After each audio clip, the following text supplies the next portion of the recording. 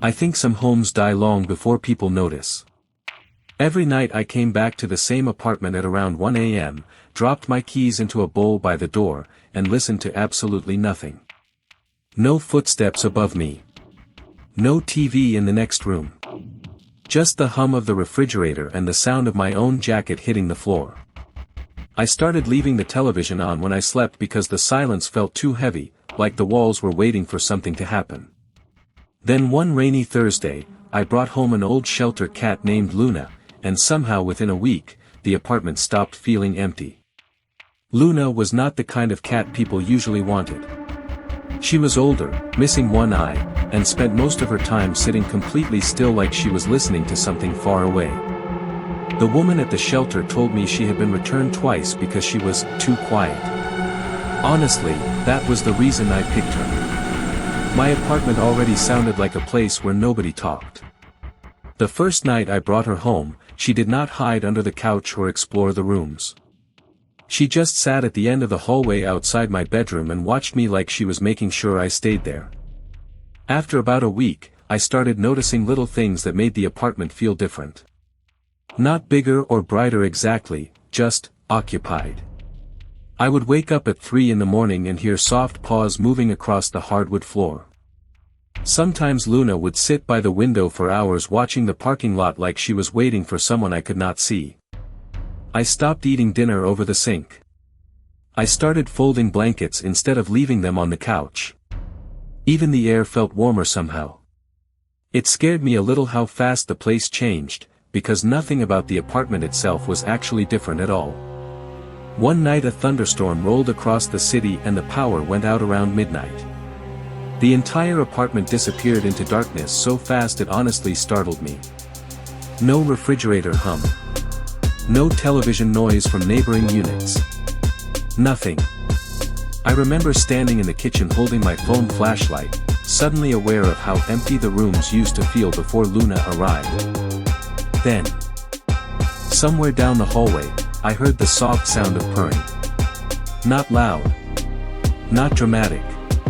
Just steady and calm in the dark. I followed the sound and found her sitting outside my bedroom door watching me again, like she had been waiting for me to find my way back home. After that night, I started noticing how many small routines in my life revolved around Luna being there. Every morning she sat beside the coffee maker while I waited for it to brew. Every evening she watched me unlock the front door like my arrival actually mattered to someone. Sometimes I would catch myself talking out loud just because she was in the room listening. And the strange part is, before her, I never realized how long I had been moving through that apartment like a ghost. It is embarrassing to admit, but I think the first thing that truly made the place feel alive was another heartbeat inside it. Then Luna had to stay overnight at the vet for a routine procedure, and that was when the apartment scared me again. I opened the front door after work and immediately felt it. The silence was back. Not normal silence either, but the kind that makes every room feel larger than it should. There was no shape sitting by the hallway. No movement near the window. Even the air felt colder somehow. I turned the television on out of habit, but it did not help this time. And standing there in that quiet apartment, I realized something that honestly bothered me. Before Luna, this had never really felt like a home at all. The next afternoon I picked Luna up from the vet, and the moment I unlocked the apartment door she walked inside like she had returned to something important. She made the same slow lap through the hallway, jumped onto the couch, and settled beside the window where she always sat at sunset. And almost instantly, the place felt normal again. Warm again. Alive again. That is the part one still cannot fully explain. People say animals bring comfort, but I think it is something deeper than comfort.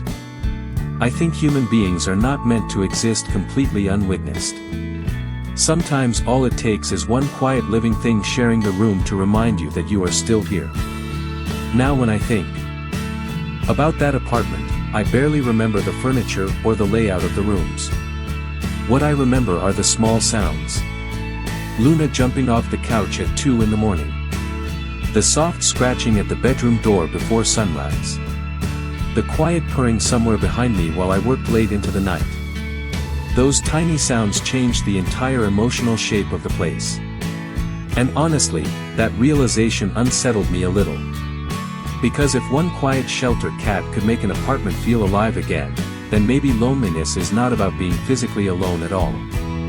Maybe it is about feeling like your existence leaves no imprint on the world around you. Sometimes late at night, after Luna falls asleep beside the window and the city outside finally goes quiet, I think about the version of myself who used to live here before she arrived.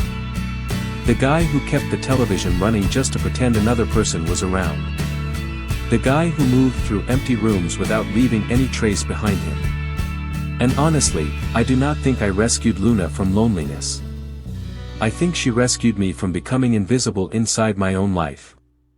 Because once a living thing waits for you to come home every night, the silence never sounds quite the same again.